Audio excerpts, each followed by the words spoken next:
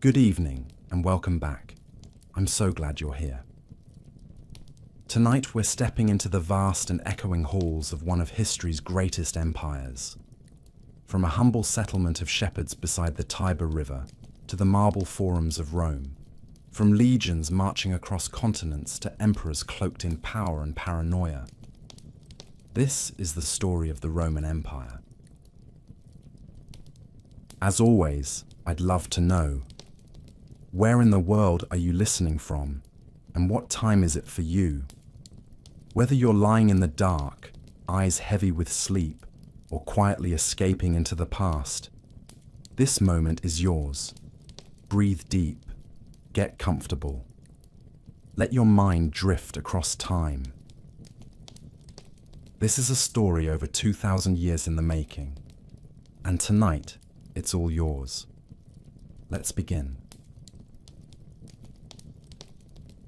It begins in the shadow of the Palatine Hill, where mist still clings to the earth in the early light of a world not yet formed into empire.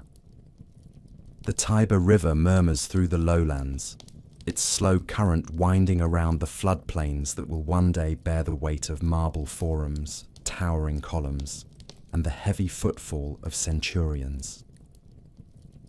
But now, in this prelude to history, there are only soft reeds brushing the banks and the quiet breathing of wilderness.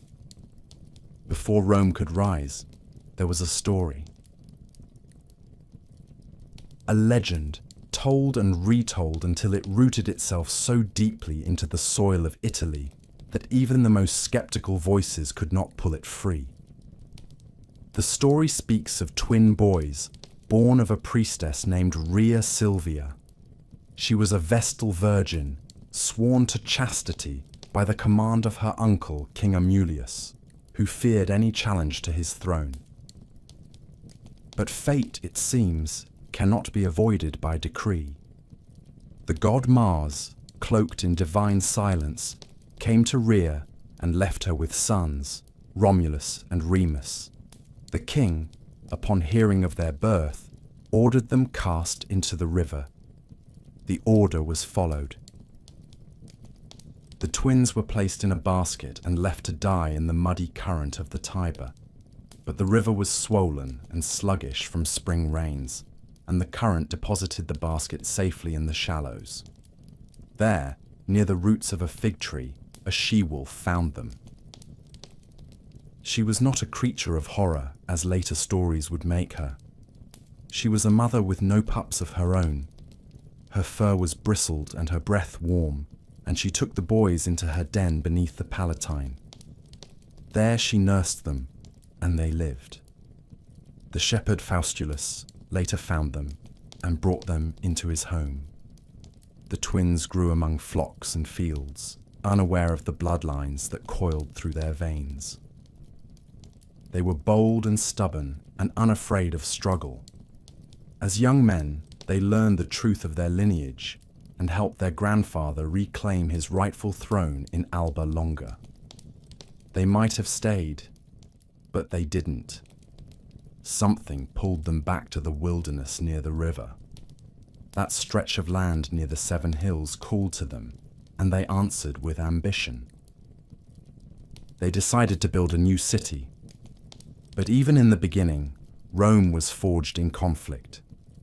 The twins could not agree on where to lay the first stone or who would lead. Romulus favored the Palatine Hill. Remus preferred the Aventine. They consulted omens. Romulus saw more birds. Remus claimed he saw them first. The argument ended with blood in the dirt. Remus was killed, whether by Romulus himself or by one of his men, the stories differ. But the result was the same. One brother lived. One brother ruled. The survivor drew a line in the earth, marked the limits of his walls, and began to build. No one could cross the sacred boundary without death, he declared. The message was clear. The city would be defended, even if that meant slaying kin. The date given by tradition was April 21st, 753 years before the birth of Christ. That year was remembered not because of the stones or the borders, but because of the will behind them. Romulus named the city after himself and became its first king. Around him, the new city grew in rough circles, simple huts, wooden palisades, and early temples to unknown gods. Men from nearby tribes were drawn to the place, and when few women followed, Romulus orchestrated the infamous Sabine abduction. During a feast, the Romans seized the daughters of the neighboring Sabines and forced them to marry. The act was brutal, but it stitched two peoples together. The Sabine men were eventually reconciled, and the city expanded again. In the decades that followed, Romulus continued to rule, but legends say his end was as mysterious as his beginning. One day, he vanished in a storm, taken up into the sky. His followers believed he had become a god. Whether that was true or not, his city remained. Rome had been born in violence, shaped by ambition, and claimed by divine favor. It would not be the last time that myth and reality blurred, or that the boundaries of empire would be drawn with a sword. But for now, it was still only a village by a river, breathing in the silence before history began to speak. The city that Romulus founded did not remain a solitary dream for long. Rome grew, not only in the number of its citizens, but in the complexity of its identity. It became a city of mingled tribes and uneasy alliances, a place where new laws tried to tame old instincts. Romulus ruled as king until his strange disappearance, and though he was later worshipped as the god Quirinus, his departure left a throne behind. Others would sit upon it. Rome would not yet be a republic or an empire. For more than 200 years, it would be ruled by kings. According to Roman tradition, 7 kings ruled in sequence. The names of some are etched into the foundation stones of legend. The second king, Numa Pompilius, was a Sabine, said to be wise and deeply pious. While Romulus had built walls and forged weapons, Numa turned his attention to temples and time. He shaped the early calendar, created priestly offices, and taught the people to offer sacrifice and keep peace when war was not required. The rituals he established were said to be handed down from the gods themselves. Whether true or not, the people believed. The city became more than a military outpost.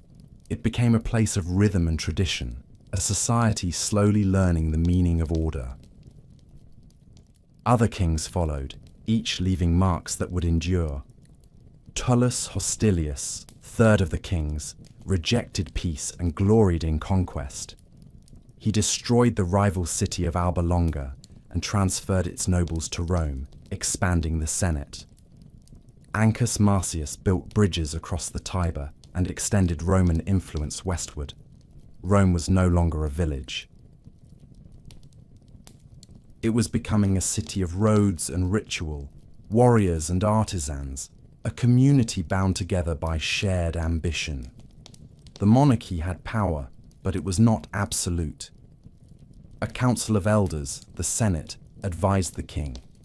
The people were divided into tribes and curiae and participated in assemblies, even if their voices were small.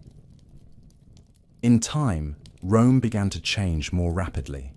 The last 3 kings were said to be of Etruscan origin. The Etruscans lived to the north and brought with them new ideas in engineering, religion, and symbolism.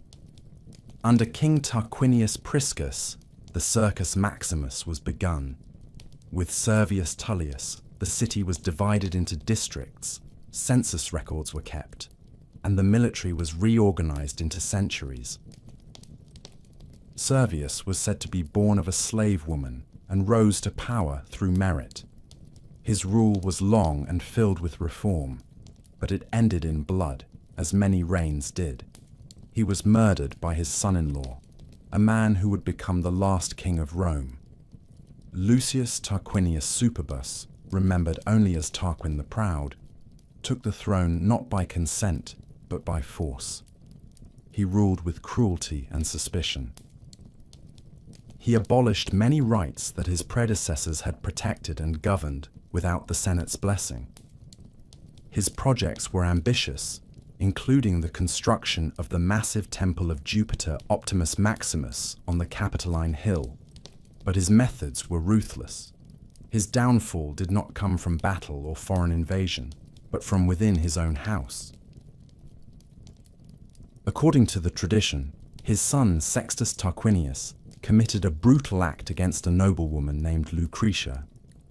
Her public suicide, in response to the violation, ignited outrage among Rome's leading families. One of them, Lucius Junius Brutus, led a revolt. The people rose. The king was expelled. His family was cast out, and the monarchy itself was declared finished.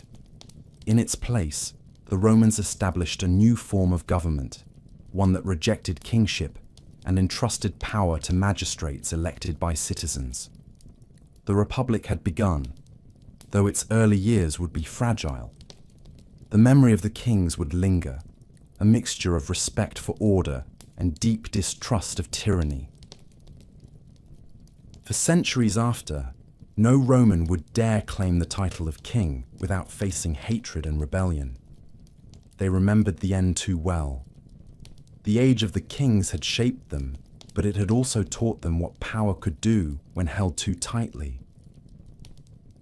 So the crown was broken, and the sword passed to the people, or so they believed. The story of Rome was only beginning, but already its rhythm was set. Glory born of violence, greatness shaped by struggle, and always the desire to build something that would outlive its founders.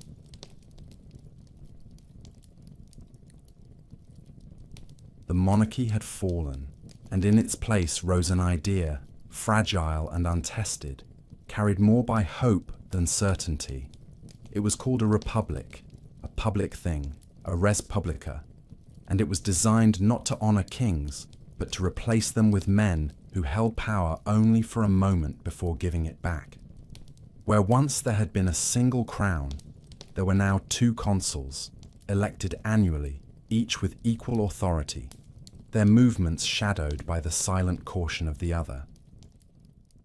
The Senate remained as an advisory body of Rome's elders, and assemblies were created to give voice to the citizens, though not all voices weighed equally. It was a system that was orderly on parchment, but real power is never so neat, and Rome, now a republic in name, would spend its earliest years struggling to decide what that truly meant. The Republic's greatest enemy in these early decades was not Carthage, not Gaul, not some distant army marching from the east, but the bitter tension that simmered between the patricians and the plebeians. The patricians were the old families, the landowners, the ones whose fathers and grandfathers had advised kings and who now filled the ranks of the Senate, believing it was their birthright to govern. The plebeians were everyone else, the farmers and artisans and soldiers who bled for the city but found themselves barred from holding office, forbidden from marrying into noble families, and locked out of the laws that governed them. These laws were not written, only spoken, guarded like a secret language by the elite. And so the Republic, born of rebellion, found itself lurching from one internal crisis to the next, as the plebeians fought for recognition in a state that expected their loyalty, but did not yet grant them equality. The first great demand came as a refusal. In 494 BCE, the plebeians walked out. They left the city, climbed a hill outside Rome's walls, and refused to return unless granted the right to representation. It was a bold act in a time when unity meant survival, and the patricians, faced with the threat of a city without its workers and soldiers, gave in. The office of the tribune of the plebs was created, and these tribunes, sacrosanct and untouchable, were empowered to protect the people and to veto unjust measures from the Senate or the consuls. It was a victory, but only the first of many needed. The struggle continued for generations. The plebeians demanded that laws be written down, that justice be visible, that the privileges of the few be balanced by the needs of the many. In time, they won the 12 Tables, Rome's first code of laws, etched into bronze and displayed in the Forum, so that no citizen, high or low, could claim ignorance or be bound by invisible rules. These victories were hard won and never complete. Power, once held, is rarely surrendered without resistance. Patrician families adapted, sometimes giving up small concessions while strengthening their grip elsewhere. The plebeians gained access to new offices, but the path to true parity was long and uneven. Still, the foundations were being laid. Through protest and patience, Rome was shaping itself into a republic not of perfection, but of persistence. It was learning, slowly, that stability must be earned, not inherited, and that greatness does not grow in silence, but in argument, in pressure, and in compromise. Beyond the walls of the city, other challenges pressed in. Rome was not the only city-state on the Italian peninsula. It was one among many, a neighbor to rival tribes and proud peoples who would not easily yield. Rome fought the Latins, battled the Sabines and the Volsci, and learned the brutal rhythms of constant war. In 390 BCE, disaster struck. A Gallic army from the north descended upon the city, and the Roman defenses crumbled. The Senate was slaughtered. The sacred geese of Juno, according to the tale, squawked and shrieked as Gauls climbed the Capitoline Hill under cover of darkness. Rome was sacked, its streets filled with fire and blood, and the survivors paid a ransom in gold to buy the city's freedom. It was a wound that would never fully heal, a humiliation that hardened Roman resolve. From the ashes, the Romans rebuilt. They fortified their walls, reformed their army, and vowed that such shame would never be repeated. The Republic endured. It staggered and adapted, fractured and reformed. In the space of a few generations, it became a city no longer ruled by kings, but not yet ruled by law alone. It was an organism of change, a body politic that grew stronger by breaking and repairing itself, again and again. Its citizens argued, marched, rebelled, and served. The legions were taking shape, the offices were multiplying, and the dream of a republic, still unclear in its final form, continued to pulse beneath the surface of every law, every sword, and every stone laid in the growing city of Rome. The city of Rome did not grow because it was destined to. It grew because it fought. The hills and valleys of the Italian peninsula were not empty, nor were they waiting to be ruled. They were already claimed by old cities and older traditions, by proud mountain tribes, coastal Greeks, and Etruscan kings who had ruled before Rome had even been born. Rome did not conquer Italy in a single sweep, nor did it absorb its neighbors with the ease that later poets would pretend. It fought for every mile, and the story of Rome's rise from a struggling city to the master of all Italy is a slow, bruising record of wars that wore down armies and reshaped identities, each battle leaving behind the foundations of something larger than what had come before. At first, the struggle was for survival. After the Gallic sack in 390 BCE, Rome hardened its borders and began to look beyond them. Its early expansion was not the methodical spread of an empire, but a series of tangled conflicts, retaliations, broken treaties, and territorial skirmishes. The Latin League, made up of cities that had once been Rome's equals, rebelled against Roman dominance. The response was swift and merciless. Rome dismantled the League and replaced it with a new model. Each city would be bound to Rome alone, no longer allied with one another, but tied directly through treaties, obligations, and carefully calculated rewards. This system did not grant equality, but it offered inclusion. Cities that submitted could keep their local governments, their gods, and their festivals. In return, they gave soldiers. They gave loyalty, and over time, they gave in. To the east, the fierce Samnites controlled the rugged mountains of central Italy. Rome and the Samnites would clash again and again in a series of long and exhausting wars. The Samnites were tenacious and skilled at guerrilla warfare, ambushing Roman legions in narrow valleys and rocky passes. In one of the most humiliating defeats of Roman history, Roman soldiers were forced to pass under a symbolic yoke after surrendering at the Caudine Forks. The shame lingered for years, but Rome did not forget. It regrouped, retrained, and returned.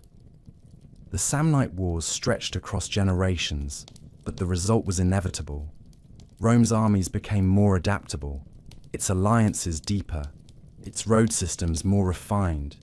It was not only fighting battles, it was building infrastructure for the next ones.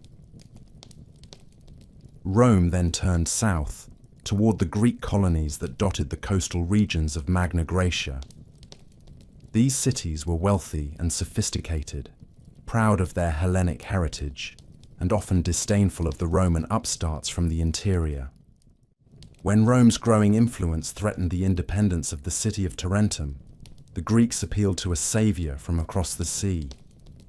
King Pyrrhus of Epirus answered the call. A descendant of Alexander the Great's generals, Pyrrhus arrived with elephants, trained phalanxes, and the confidence of someone who had won wars before. He met the Romans in battle and won, but each victory came with devastating losses. After several costly engagements, he looked back on his victories and said that one more such triumph would ruin him. His campaign collapsed under the weight of its own ambition. The Romans, battered but unbroken, remained. By the middle of the 3rd century BCE, there was no power in Italy capable of challenging Rome's authority. The Samnites were subdued. The Etruscan cities had been absorbed. The Greek colonies, one by one, had either surrendered or been taken. But Rome did not impose a single model of governance across the peninsula. Instead, it wove a patchwork system of colonies, treaties, and citizenship rights. Some cities were granted full Roman citizenship. Others were given partial rights. Still others remained formally independent but were bound to Rome through military obligations. This uneven system was not a mistake. It was a design meant to keep cities loyal to Rome, but isolated from one another, unable to organize any united resistance. With Italy secured, Rome had more soldiers than ever before. It had roads that connected its colonies, legions trained through constant conflict, and a sense of destiny growing inside its people, like fire under stone. But there was more than just destiny ahead. There was wealth, opportunity, and danger across the sea. To the south, Carthage ruled the waters and the trade routes. Its ships patrolled the coasts of Sicily. Its merchants stretched from Spain to North Africa. Rome's expansion into Italy had brought it to the very edge of another world power. The wars of the peninsula were finished. The wars of empire were about to begin. The wars of Italy had taught Rome how to endure, how to bleed without breaking, how to bind a people together not through unity of birth or culture, but through shared law, shared purpose, and the promise of belonging in something larger than the self. But across the sea, another power had been rising just as steadily, built not on legions, but on sails, not on conquest by land, but on wealth gathered from the deep. The city of Carthage stood on the coast of North Africa, its harbours filled with merchant ships, and its walls strong enough to withstand any land army. It was a city of traders and admirals, of markets and temples, of fierce independence and quiet ambition. Its reach extended across the western Mediterranean, and for a time, Rome and Carthage had existed in a state of wary tolerance, each aware of the other's strength, but content to grow in opposite directions. That peace would not last. The island of Sicily lay between them, a land of rich fields and strategic harbours, and it would become the spark that ignited a century of war. In the middle of the 3rd century BCE, a small mercenary group seized the Sicilian city of Messana and found themselves caught between larger forces. Carthage arrived first, offering to restore order. Rome, seeing a Carthaginian foothold so close to the Italian coast, could not ignore the threat. The Senate debated, and with some reluctance, sent legions across the strait. It was a decision made in caution, but it would draw Rome into its first true war beyond the peninsula. The First Punic War had begun. It was a conflict neither side had fully prepared for. Carthage dominated the sea, and Rome had little experience in naval warfare. But the Romans, as always, learned quickly. They built ships modelled after captured Carthaginian vessels, trained crews with relentless discipline, and developed a boarding device called the corvus that turned sea battles into hand-to-hand struggles, more familiar to Roman soldiers. For more than 2 decades, the war dragged on. Rome won battles, then lost fleets to storms. Carthage countered with its superior navy, but struggled to hold territory inland. Cities changed hands, alliances shifted, and the island of Sicily became a graveyard for thousands. In the end, it was Rome's resilience that prevailed. In 241 BCE, after a final naval victory at the Battle of the Aegates Islands, Carthage sued for peace. Rome imposed harsh terms. Sicily became Rome's first overseas province. The Republic had stepped beyond Italy and claimed foreign soil as its own. But peace with Carthage was shallow, and time did not heal the wounds. When Carthage turned its attention to Spain, hoping to rebuild its power through new conquests and silver mines, Rome watched with suspicion. Tensions grew with every campaign. The final blow came not from Rome, but from a Carthaginian general whose name would become etched into Roman memory with fire. Hannibal Barca, son of a commander from the First War, took an oath in childhood to never make peace with Rome. In 218 BCE, he acted on that vow. Leading a multinational army from Spain, Hannibal crossed the Pyrenees, forded rivers, and did what no Roman thought possible. He led his forces across the Alps and descended into Italy, bringing war directly to the heart of the Republic. It was not only an invasion, it was a masterstroke of strategy. Hannibal's army, battered and diminished from the mountains, still managed to win battle after battle. At the Trebia River, at Lake Trasimene, at the horrific plain of Cannae, he outmaneuvered and annihilated Roman legions. Tens of thousands died in a single day at Cannae, a circle of death so complete that even hardened commanders lost hope. Cities in the south of Italy defected. Panic gripped Rome. But the Republic did not surrender. It adapted. Under the cautious leadership of Fabius Maximus, Rome avoided open battle and harassed Hannibal's supply lines. Hannibal remained in Italy for more than a decade, undefeated but isolated, a threat that Rome could not crush but refused to bow before. Meanwhile, Rome fought elsewhere. In Spain, young generals rose to prominence. One of them, Publius Cornelius Scipio, proved himself a brilliant commander. He captured New Carthage, drove Carthaginian forces from the Iberian Peninsula, and brought the war to North Africa. In 202 BCE, at the Battle of Zama, Scipio and Hannibal met for the first and only time. It was a reversal of Cannae. This time, it was the Roman strategy that prevailed. Hannibal's elephants were turned against him. His infantry, worn and outnumbered, could not withstand the Roman legions. Carthage was defeated. Hannibal survived, but the war was lost. Rome imposed even harsher terms than before, stripping Carthage of its fleet and its independence in foreign policy. Scipio was given the title Africanus, and Rome stood supreme in the Western Mediterranean. The Second Punic War had shaken the Republic to its core, but it had also proven something essential about Roman identity.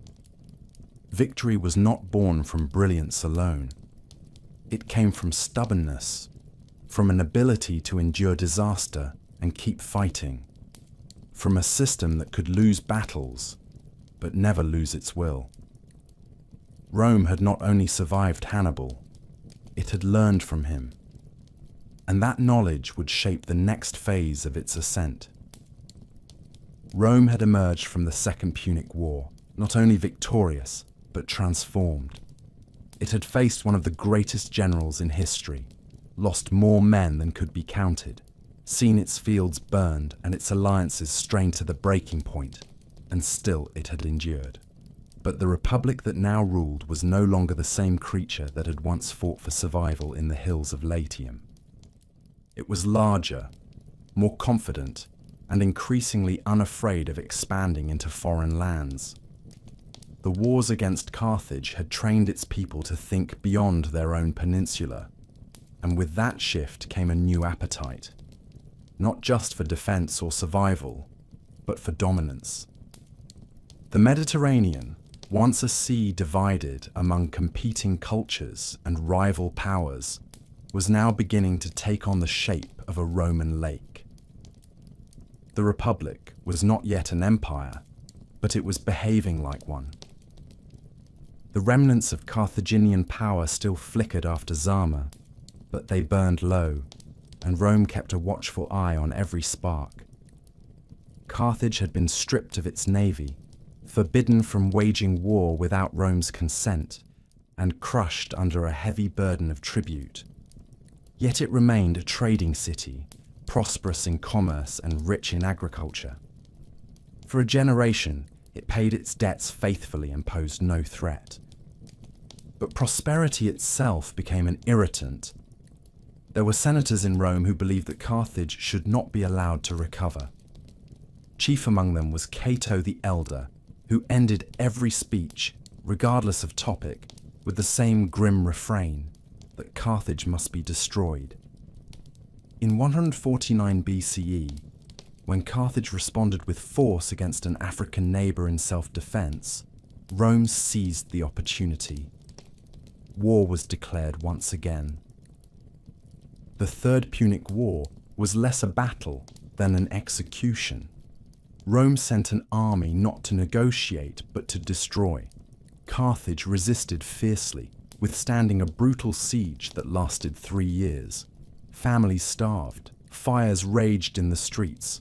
When Roman forces finally broke through, they fought house by house, dragging survivors into slavery and killing those who resisted. The city was leveled. According to legend, the land was salted to prevent anything from growing, though that part may be poetic invention. But Carthage was only one part of the Mediterranean story. While it had dominated the West, Greece and the Hellenistic kingdoms ruled the East.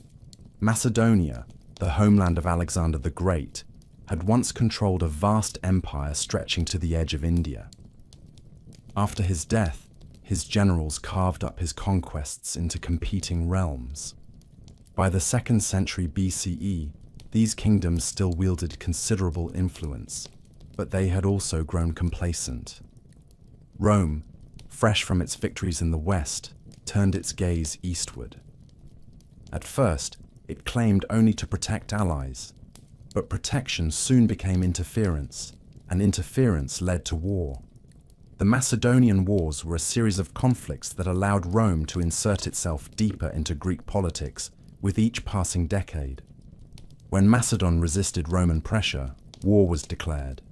When Greek cities rose up in revolt, Rome responded with force. By 146 BCE, the same year that Carthage was destroyed, Rome also crushed Corinth, the heart of Greek commerce. Statues were looted, temples burned. The treasures of Hellenic civilization were packed onto Roman ships and carried west. Greece, once the teacher of Rome in art and philosophy, had become a province. The symmetry of that year was impossible to ignore. In a matter of months, two ancient powers, Carthage in the west and Greece in the east, had been brought to ruin. Rome stood alone. What followed was not a formal declaration of empire, but an imperial reality. Provinces were established in Spain, in North Africa, in Greece, in Asia Minor. Governors were appointed to oversee them, some just and disciplined, others corrupt and greedy.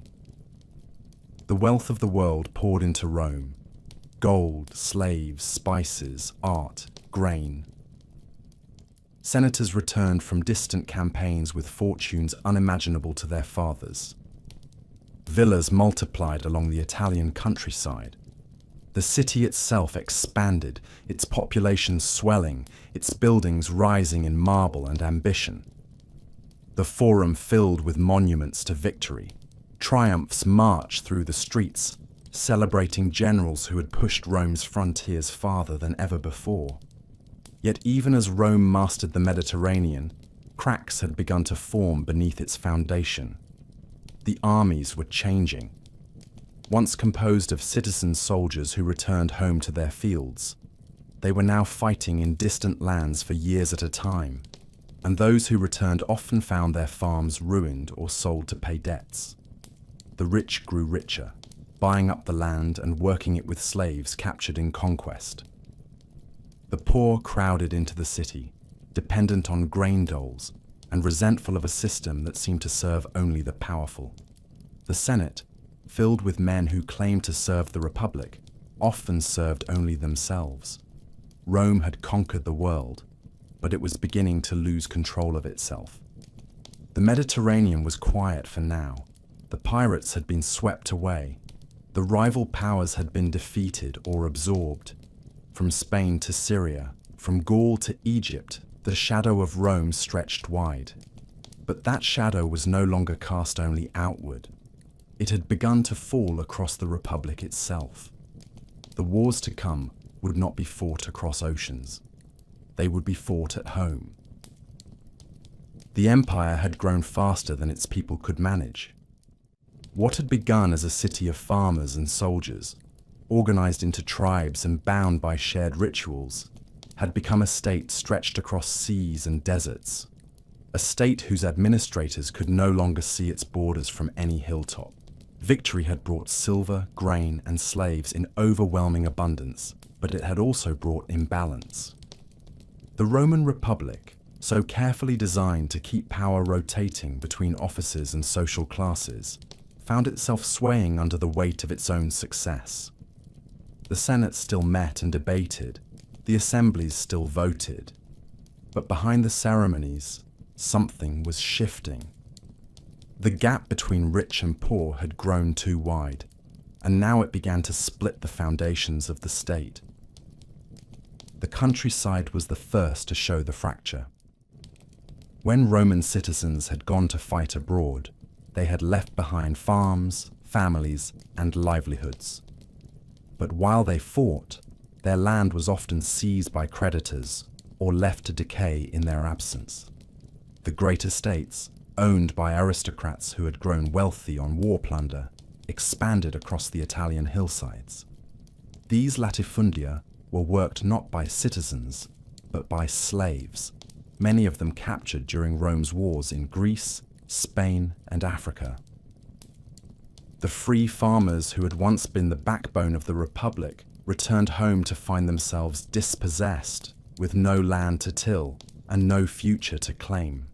They poured into the city, forming a restless mass of veterans and laborers who were no longer bound to the old values of the Republic, who now relied on grain distributions and promises from ambitious politicians who claimed to speak in their name. Into this volatile landscape stepped the brothers Tiberius and Gaius Gracchus. Born into a noble family, but raised with a deep sense of duty to the people, the Gracchi believed the Republic could be healed if only it returned to its roots. In 133 BCE, Tiberius, as tribune of the plebs, proposed a bold land reform.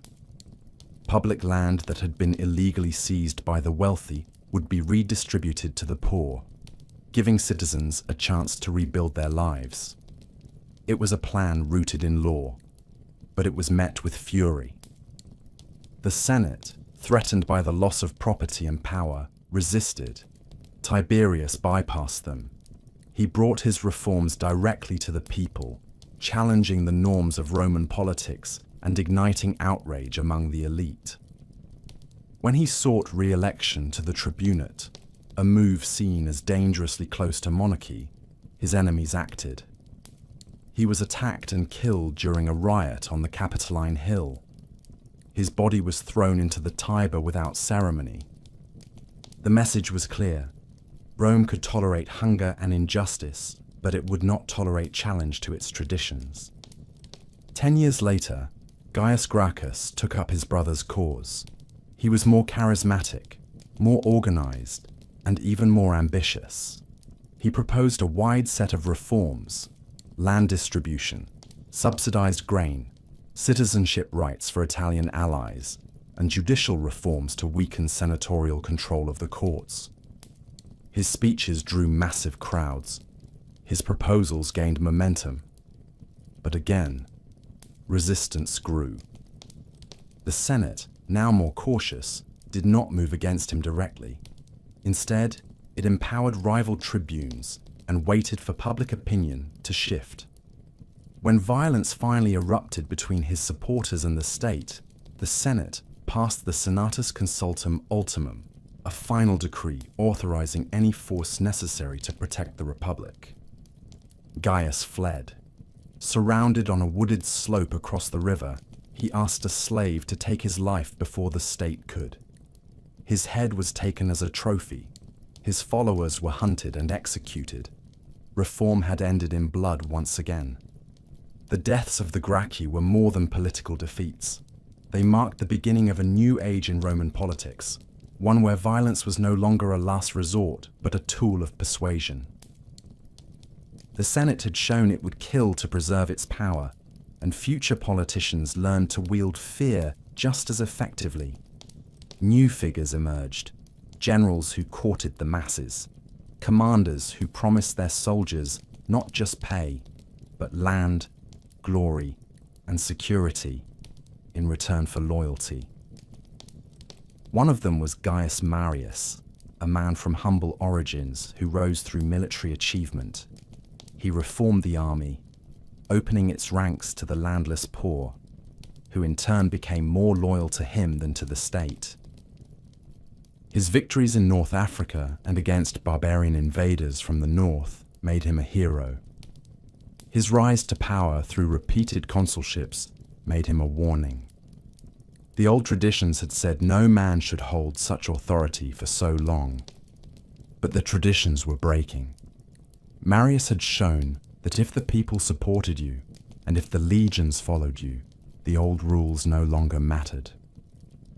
Soon after came Sulla, an aristocrat turned general, a man who saw in Marius a rival and in the Republic a weapon to be used. When conflict broke out over command of a military campaign in the east, Sulla marched his army on Rome itself, an act that had never been done before.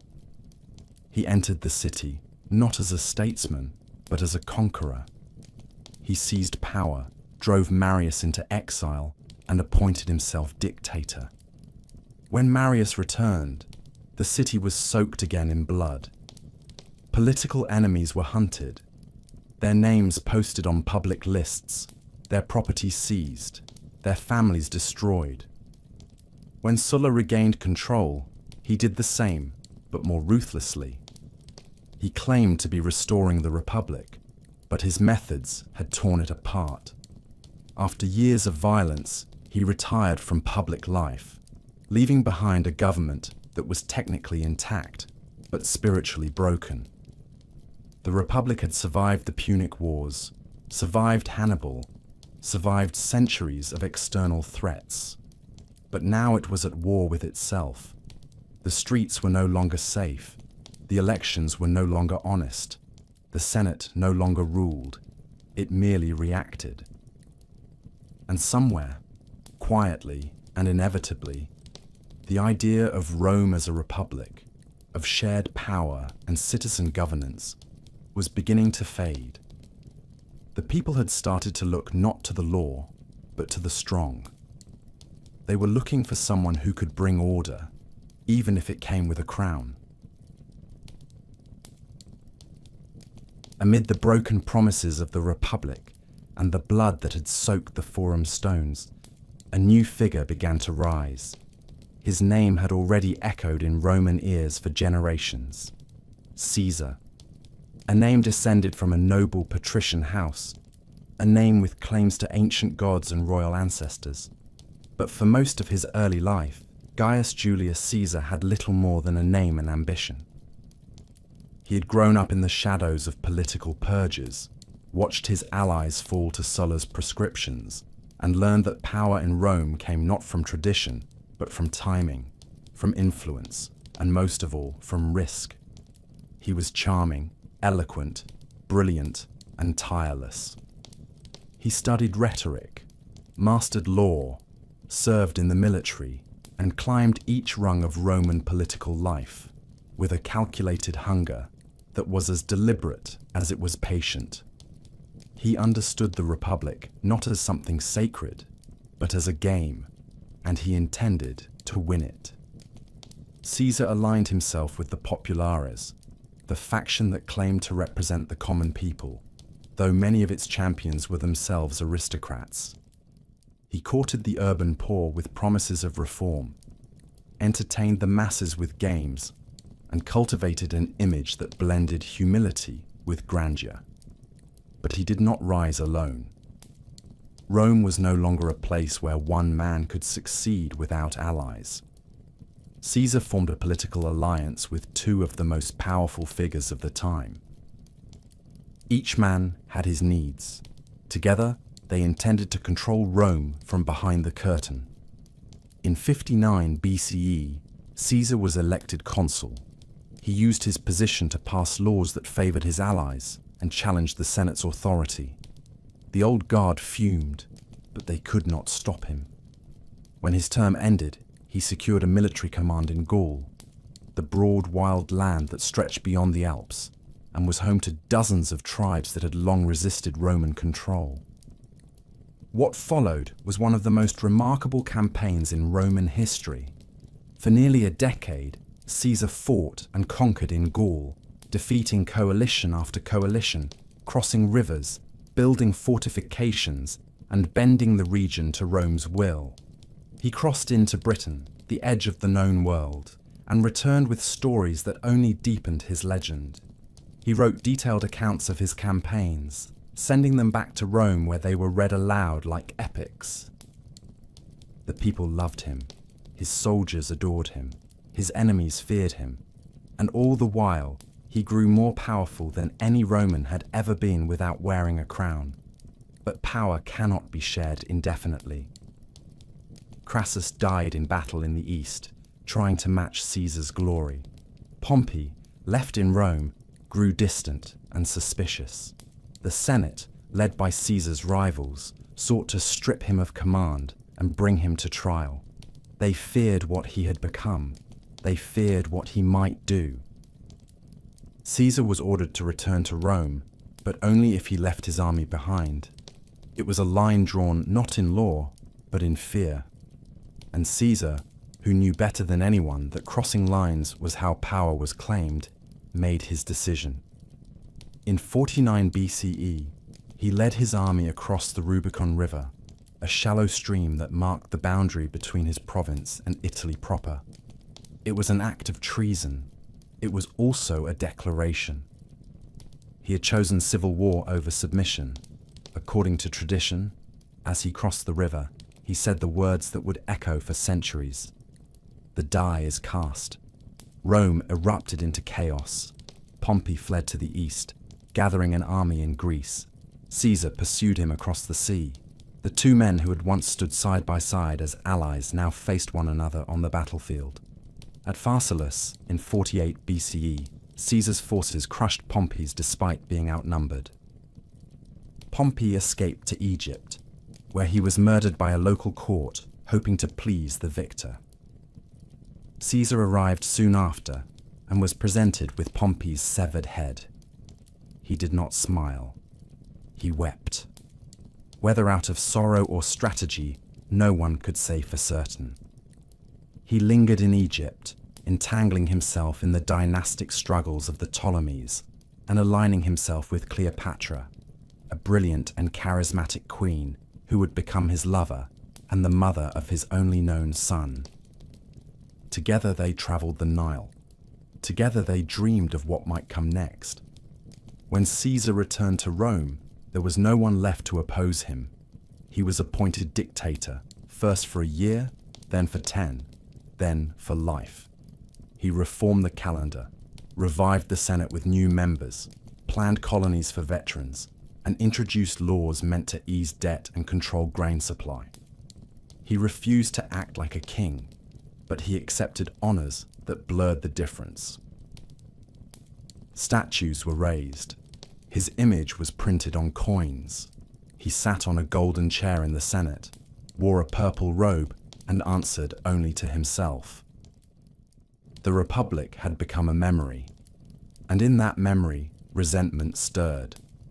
On the Ides of March, the 15th day of the Roman month, in 44 BCE, Caesar entered the Senate house, unaware or unwilling to believe the danger that awaited him.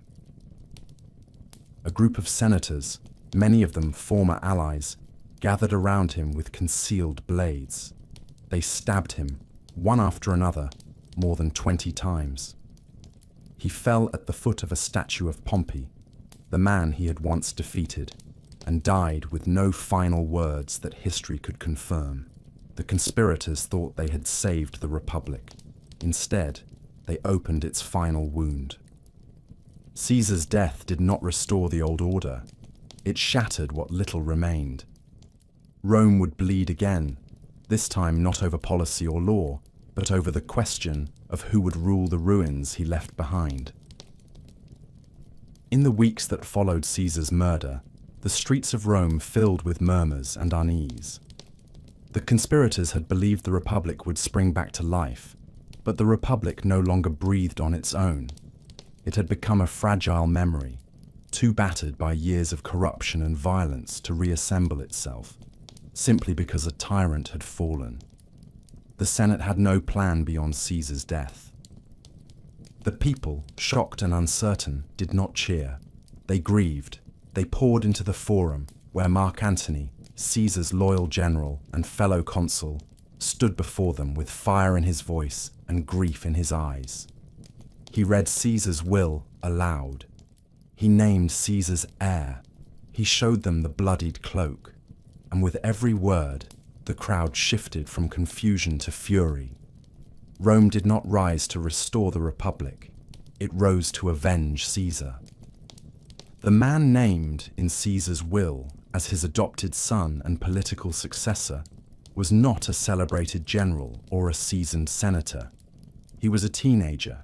His name was Gaius Octavius, and at the time of Caesar's death, he was in Greece, completing his studies and gathering no particular fame. But when he received the news and the name, he did not hesitate.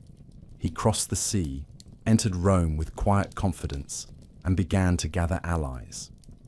He was young, but not foolish. He did not attack the Senate. He did not shout or boast. He negotiated. He watched. He waited.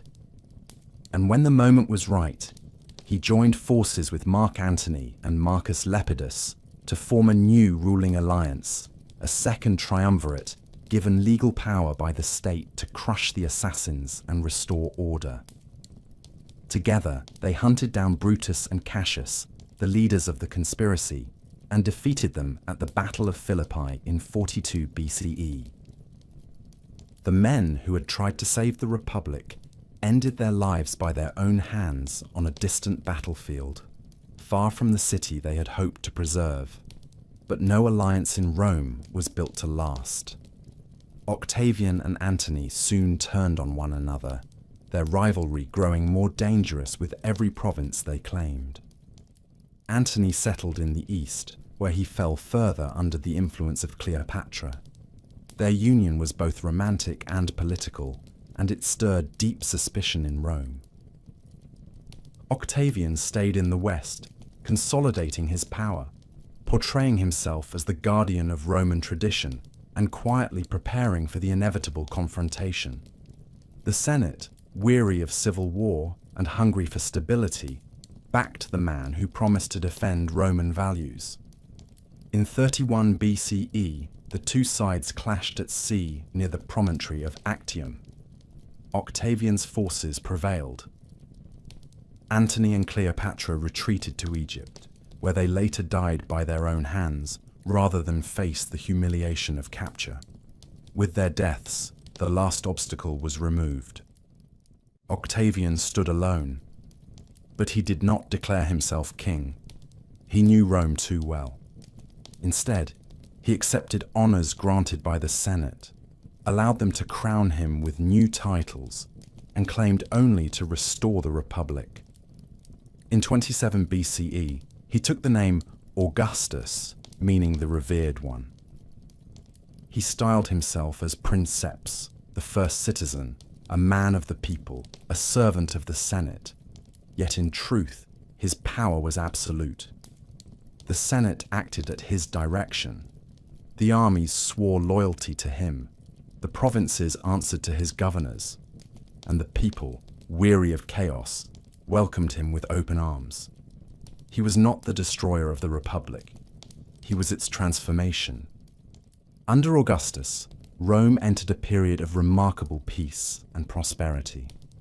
It would later be called the Pax Romana, the Roman peace, a time when the frontiers were secured, trade flourished, and cities across the empire blossomed under the protection of Roman law and order. Augustus reformed the tax system, strengthened the borders, built roads and aqueducts, and patronized the arts. He filled the city with marble as he had promised, and made Rome not just a political capital, but the glittering heart of an empire. He reshaped the military into a professional force loyal to the state, not to individual generals. He established the Praetorian Guard to protect his person and maintain security in the capital. He reigned for more than 4 decades, long enough for an entire generation to grow up knowing no ruler but him. But beneath the calm surface, the structure he built remained fragile. His succession was never clearly settled. He had no surviving sons. He adopted relatives, planned for heirs, but watched many of them die before him. In the end, he chose his stepson Tiberius, a capable but brooding man who lacked his charisma.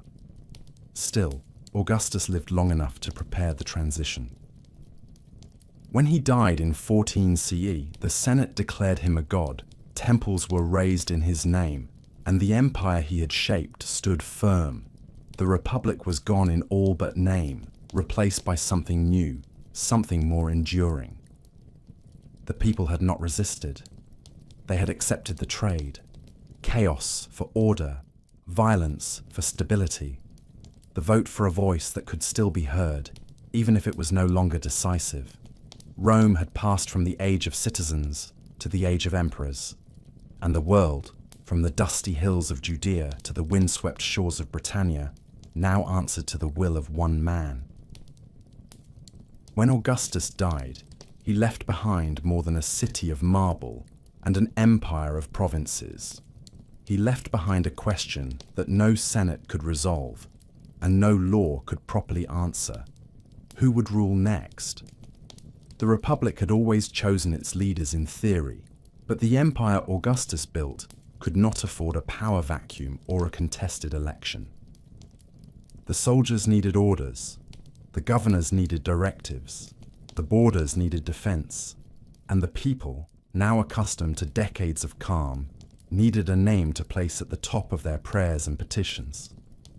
That name became Tiberius, a man who had not sought power but accepted it out of duty and inheritance. He was the stepson of Augustus, a seasoned general and a man of cautious temperament.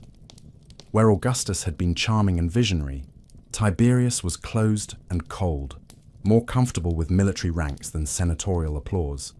But he understood the machinery of empire, and he maintained it with discipline. Under Tiberius, the system Augustus had built held together. The provinces remained orderly. The legions stayed loyal. Taxes were collected, roads maintained, laws enforced. Yet in the capital, suspicion began to fester. Tiberius trusted few people and surrounded himself with informants and spies. He relied heavily on the Praetorian Guard, especially its commander Sejanus, who grew bold enough to believe he might one day rule himself. When Tiberius withdrew from public life and retreated to the island of Capri, Sejanus governed in his absence, executing rivals and consolidating power until he too was finally exposed and killed. The final years of Tiberius's reign were marked by fear and uncertainty, not for the provinces, but for the political class of Rome itself. The Senate bowed, the people kept quiet, and the empire waited. When Tiberius died in 37 CE, the throne passed to his grandnephew, a young man named Gaius, though the world would come to know him as Caligula. His childhood had been one of shadows and blood. His father, the beloved general Germanicus, had died young under suspicious circumstances. His mother and brothers had been executed or exiled by Tiberius. Caligula survived by hiding his thoughts and learning how to please the powerful. When he became emperor, the people rejoiced. He was young, handsome, and the son of a hero. For the first few months, his rule seemed filled with promise. He pardoned prisoners, gave bonuses to soldiers, and staged lavish games. But then something changed. Whether from illness or pressure, or years of concealed trauma, Caligula's mind began to fray. He declared himself a living god, dressed as Jupiter, demanded worship, and treated the Senate with open contempt. His cruelty was theatrical and unrelenting. He executed for sport, spent fortunes in days, and ruled not with reason, but with spectacle. After 4 years, he was murdered by members of his own guard. His death brought chaos until the Praetorian Guard found his uncle hiding behind a curtain and proclaimed him emperor. The Senate was stunned, but it did not resist. Claudius was an unlikely ruler. He was bookish, awkward, and afflicted with a stammer that had long led others to dismiss him.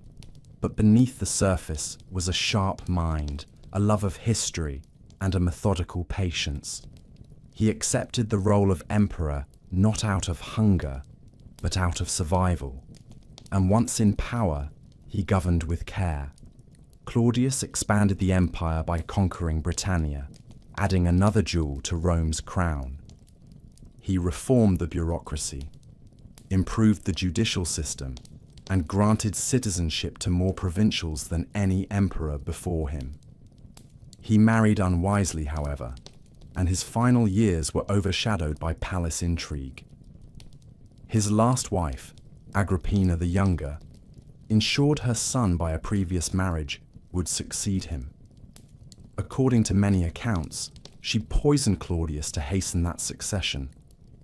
Whether true or not, the result was the same. In 54 CE, her son Nero became emperor. Nero was young, theatrical, and raised on a diet of politics and paranoia. For a time, he ruled under the guidance of wise advisors like Seneca, but that balance soon broke. Nero yearned not to govern, but to perform. He sang on stage, raced chariots, and fancied himself a poet and artist, rather than a statesman. Rome, in his view, was a theatre, and he its star.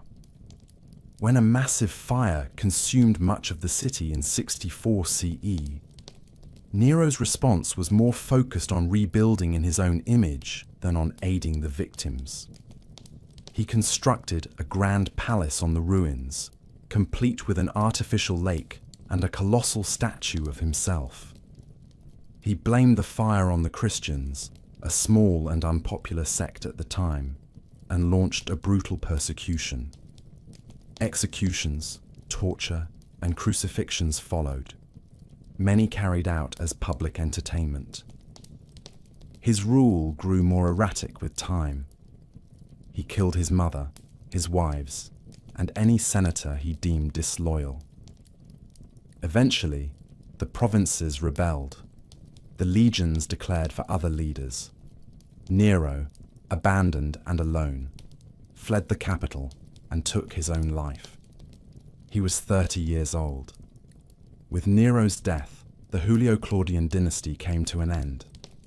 The line that had begun with Augustus passed through Tiberius, Caligula, Claudius, and Nero was finished. What remained was the empire itself, not bound to a family, but still standing. The Senate scrambled to fill the void. The army looked for strength. The people once again held their breath. But the imperial system, for all its flaws and fragility, had endured. The throne could be emptied, but the empire would not collapse. Not yet. The idea of Rome had grown too large, too deep, too necessary. It would live on, carried forward by emperors who would come and go, each leaving their mark upon the marble that Augustus had once promised. After Nero's death, Rome entered a year of uncertainty. It was called the Year of the Four Emperors, a chaotic stretch of civil war and shifting loyalties, when generals from across the empire claimed the throne through the will of their soldiers rather than the vote of the Senate. The empire had grown too large to be governed from a single city without the backing of the legions. Galba was the first to seize power, but he lacked the favor of the army and was quickly overthrown. Otho followed, then Vitellius, each ruling for months before being killed or deposed. Blood flowed in the streets and across distant provinces as the empire trembled beneath the weight of its own uncertainty. But out of this turmoil emerged a man who would restore stability, not through terror or charm, but through discipline and clarity. His name was Vespasian, and he had spent his life in the service of the state, rising through military command with no illusions about power or legacy. He was not born into nobility, nor shaped by courtly ambition. He was practical, experienced, and weary of chaos. And under his rule, Rome began to recover. Vespasian founded the Flavian dynasty and rebuilt what had been damaged by the excesses of Nero and the fires of civil war. He restored financial order, launched public building projects, and placed competence above lineage in appointments of authority. It was under him that the Colosseum began to rise in the heart of Rome, a monument to both spectacle and imperial strength. His sons, Titus and Domitian, succeeded him in turn. Titus, remembered for his kindness and decisiveness, reigned during the eruption of Mount Vesuvius and the destruction of Pompeii and Herculaneum. Domitian, more autocratic and suspicious, ruled for a longer stretch, but was assassinated by his own court.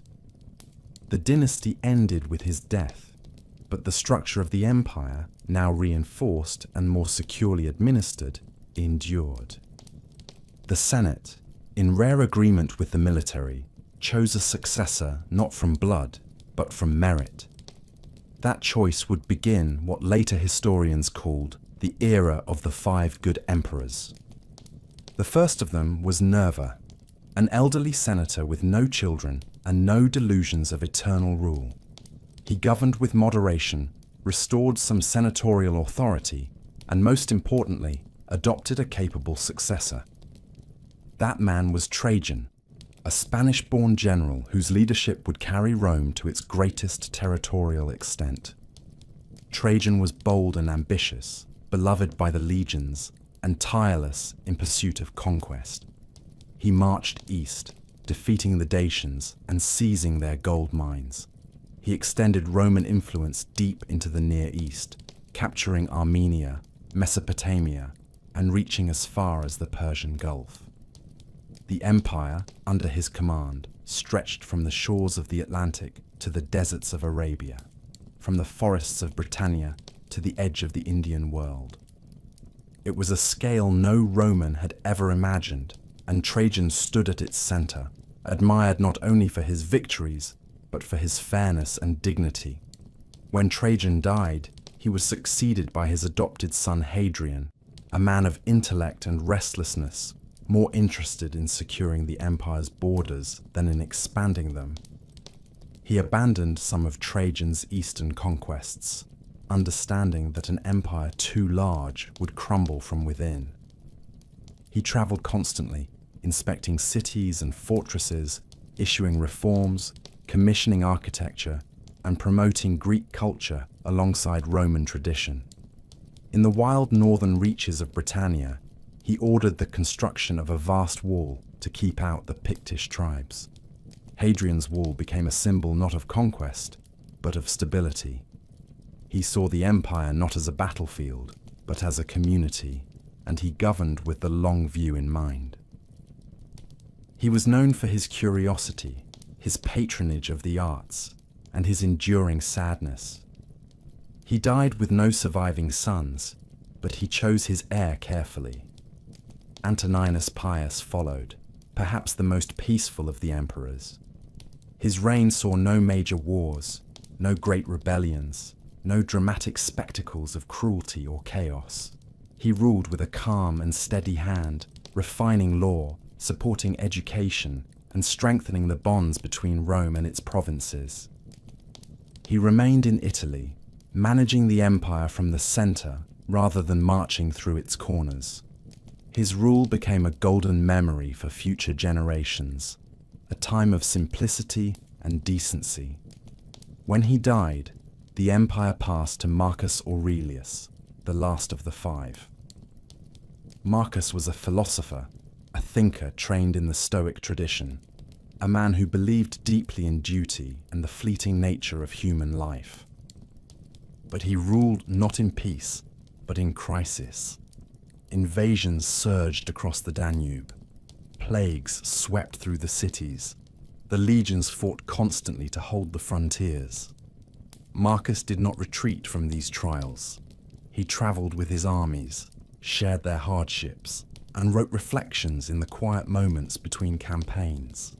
Those writings, collected later as the Meditations, revealed a man burdened by power, but still devoted to service. He saw the empire as a test of character, not merely a throne to occupy. His reign was long and difficult, but he never wavered. Together, these 5 emperors created an era of rare balance. The empire was ruled not by inheritance or whim, but by chosen leaders who placed stability above vanity. The Senate retained respect, the people were fed, the provinces were protected. Rome had become a civilization not only of conquest, but of law, architecture, philosophy, and culture. It had reached its height. The machine was running smoothly, but all golden ages end, not in fire at first, but in silence. When Marcus Aurelius died in 180 CE, he did what none of his predecessors had done. He gave the empire to his son, That son was Commodus, and with that decision, the long ascent of Rome would begin to turn. To live in the Roman Empire during the Pax Romana was to live in the stillness between storms. It was a time when the world felt whole, as if its edges had been stitched together by Roman roads and Roman law, as if there were no land left unconquered, no sea left wild. This peace, lasting nearly 2 centuries from the rise of Augustus to the death of Marcus Aurelius, was not without its shadows. There were skirmishes along the borders, revolts in forgotten corners, outbreaks of plague and poverty, but for most of the people within the empire's vast reach, this period was as close to order as any civilization had ever known.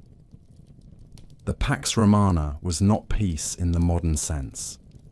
It was a quiet enforced by legions, a balance kept through discipline, a stillness that came not from kindness, but from power. And yet, for those who lived under its shadow, it was real. The empire stretched across continents. It moved from the rocky coasts of Hispania to the dark forests of Germania, from the windswept cliffs of Britannia to the heat of Egyptian deserts. It touched the mountains of Armenia, the olive groves of Greece, the markets of Syria, and the shores of North Africa. More than 50 million people lived beneath its banner. They spoke dozens of languages, worshipped hundreds of gods, and followed customs that had been ancient before Rome was born. And yet, through an intricate network of governors, magistrates, military outposts, and trade routes, Rome managed to bring a strange kind of unity to it all, not through erasure, but through absorption. The empire did not wipe out local traditions. It often let them live, so long as taxes were paid, loyalty was given, and rebellion stayed far from the streets. Life within the cities was a rhythm of noise and structure. Rome itself had become a crowded capital of marble and smoke, filled with bathhouses, temples, amphitheatres, and tenement buildings that leaned against one another like exhausted soldiers. The poor lived in multi-story apartment blocks called insulae, packed tightly with families who cooked over open flames and fetched water from public fountains. The wealthy lived in sprawling villas, surrounded by mosaics, fountains, and courtyards, their walls covered in frescoes that told stories of gods and heroes. The air was filled with the smells of oil and ash, wine and sweat, spices from distant ports, and incense from a dozen temples. Merchants shouted prices in the markets. Schoolboys recited Virgil in dusty courtyards. Senators passed through shaded porticos in long robes, their faces etched with the burden of ritual. It was a world of order and ambition, where social rank shaped every glance and gesture.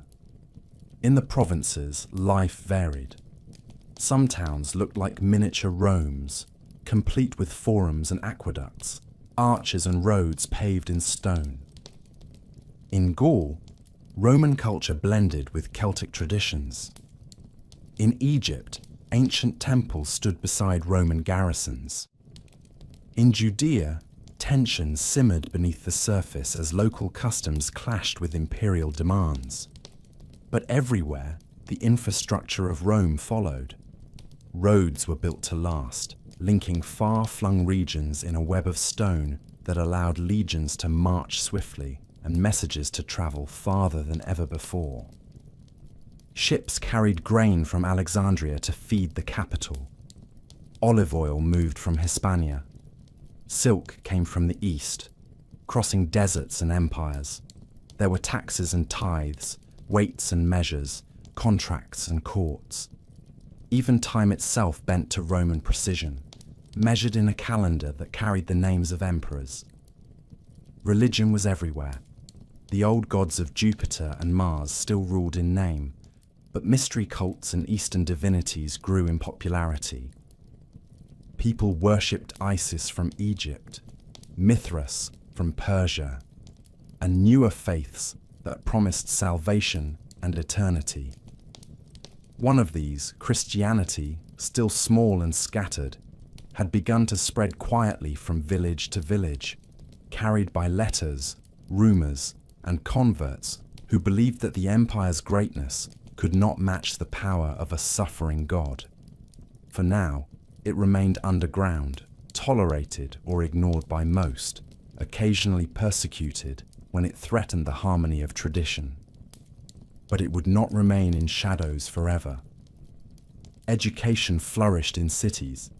Boys of status were trained in rhetoric, logic, and law, their futures shaped toward public life or legal argument. Girls were mostly educated at home, raised for marriage, though exceptions existed in wealthier families. Literature was read aloud in public squares. Philosophers gathered in shaded courtyards. Medical texts passed from hand to hand.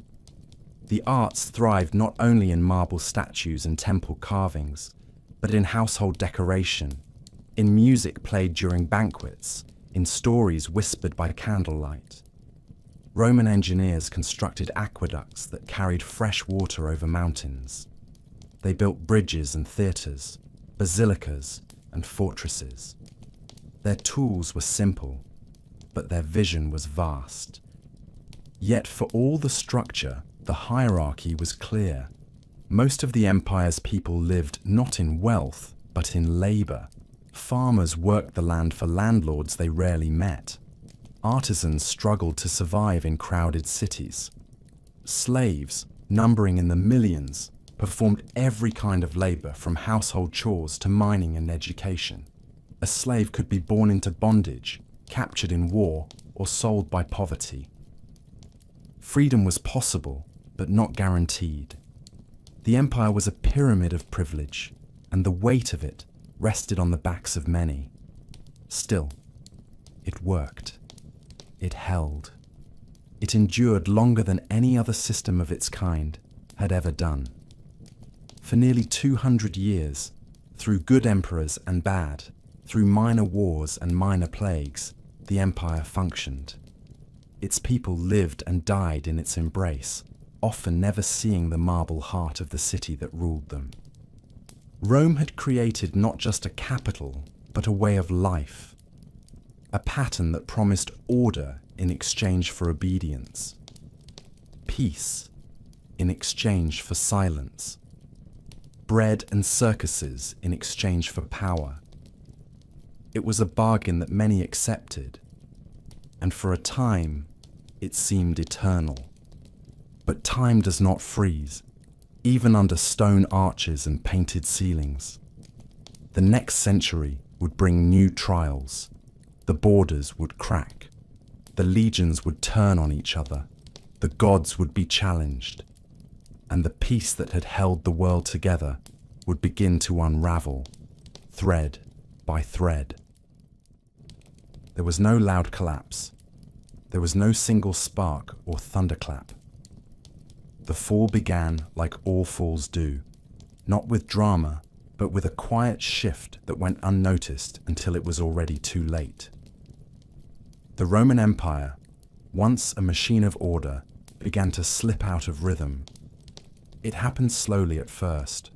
A misstep here, a sudden silence there, a sense that something was wrong in the provinces even as the capital continued its rituals and games. Then the cracks widened. The year was 180 CE when Marcus Aurelius died, and with him ended the line of emperors who had ruled with wisdom and restraint. His son Commodus inherited the throne, not through merit or adoption, but through blood, and the consequences of that choice would echo for generations. Commodus was not the worst of men, but he was unprepared to rule an empire. He was raised in privilege, obsessed with his image, and fascinated more by spectacle than by administration. He styled himself a gladiator, fought in the arena, and saw governance as a stage where he alone deserved applause. The Senate grew resentful. The military grew wary, and the empire, for for the first time in a long while, felt rudderless. Commodus was eventually assassinated in a palace conspiracy, strangled in his bath by a wrestler while Rome prepared for the new year. His death did not bring order. It opened the gates to chaos. In the decades that followed, the empire unraveled. Between 235 and 284 CE, more than 20 emperors rose and fell, most of them military generals proclaimed by their troops in distant provinces. Few died of old age. Most were killed in battle, murdered by their own men, or executed by rivals. Rome had become a battlefield not of nations, but of ambition. The throne was no longer a symbol of law. It was a prize seized by force and abandoned in blood. Armies turned inward, fighting each other instead of defending the frontiers. Provinces rebelled, entire regions broke away. In Gaul, a splinter empire declared independence. In the east, the city of Palmyra rose under Queen Zenobia and carved out its own dominion. Rome no longer ruled the world. It was struggling to rule itself. As if internal collapse were not enough, disaster came from beyond. Germanic tribes pushed across the Rhine and Danube. The Sassanid Empire in Persia invaded from the east. Cities were sacked. Legions were routed. For the first time in centuries, the empire's borders were breached not as exceptions, but as patterns. Villages burned, fortresses fell. The illusion of eternal control shattered, trade slowed, coinage devalued, famine and plague returned. In some cities, the population fell by half. The streets that once rang with marble and voices echoed instead with fear and decay. The people whispered that the gods had turned their backs, that the empire had been punished for pride, that the end had come at last. And yet, the empire did not fall. In the middle of the storm, a few figures rose to hold the line. Among them was Emperor Aurelian, a soldier hardened by the frontier, who marched with relentless energy to restore what had been lost. He reconquered the breakaway regions, defeated the Eastern Queen who had defied Roman authority, and crushed the invaders who had dared breach the northern borders. He was given the title Restitutor Orbis, Restorer of the World. He built walls around Rome itself, sensing that even the capital was no longer immune to danger. He ruled with discipline and clarity. But like so many before him, he was betrayed by his own men and died before his vision could fully take shape. The crisis of the 3rd century was not a single event. It was a long unraveling of confidence, a generation of fear and fire, when the empire seemed to move only from one emergency to the next. The system that had once seemed so eternal proved frighteningly fragile. It had expanded too far. It had depended too heavily on the loyalty of armies and the illusion of unity. It had failed to create a true succession. But even as the old forms cracked, something new began to stir beneath them. The empire had not died. It had changed. It had bent under pressure, but had not broken. And on the horizon, a new kind of emperor was rising. One who would no longer pretend that the Republic still lived. One who would accept the empire for what it had become and shape it with fire and reform. The Roman world stood at a crossroads. It had survived a storm that should have ended it. But the cost was written across every scarred city wall and every broken coin. The next age would not be a return to the past. It would be something else. Something harder. Something that would transform Rome forever. By the time Diocletian took the throne, the empire was exhausted. It had bled from too many wounds, buried too many emperors, and lost too much ground to trust in luck or tradition. When Diocletian rose from the ranks of the military in 284 CE and claimed power not by birthright but by control of the army, few could have guessed that he would become one of the most transformative figures in Roman history. He did not come with grand speeches or sweeping charisma. He came with structure. And that was what Rome needed most. Not another hero, not another myth, but a man who could stop the bleeding and teach the empire how to breathe again. The world Diocletian inherited was no longer one city ruling many. It was a fragile sprawl of provinces, cultures, languages, and crumbling frontiers. He understood that no single man could rule it all, not even with divine favor or military force. So he created something new. He divided the empire, not into chaos, but into symmetry. He appointed a co-emperor, Maximian, and gave him control of the western provinces, while Diocletian ruled the east. Together, they ruled as equals, each bearing the title of Augustus. Then they appointed 2 junior emperors beneath them, Caesars, who would assist in governance and be prepared to succeed them. This system, called the Tetrarchy, was designed not for glory, but for function. It gave the empire 4 centers of authority, 4 capitals, 4 pairs of hands to grasp the reins. It was not a return to the old republic. It was something entirely new. But Diocletian did not stop with the Tetrarchy. He reformed the army, increased its size, and stationed it more strategically along the borders. He revised the tax code, introduced new currency, and built bureaucracies capable of managing the daily burden of empire. He demanded loyalty not just to the state, but to the person of the emperor, elevating his own image with titles and ceremonies that had once been foreign to Roman tradition. He wore jeweled robes, required subjects to bow before him, and called himself Dominus et Deus, Lord and God. The emperor was no longer a first citizen. He was a sacred figure, removed from the Senate and the people, a being of order above the chaos of the world. It was a sharp break from the past, but the past had failed. Diocletian had no use for nostalgia. He also turned his attention to religion. The Roman world was full of gods, old gods, new gods, gods from Egypt, Persia, and the East.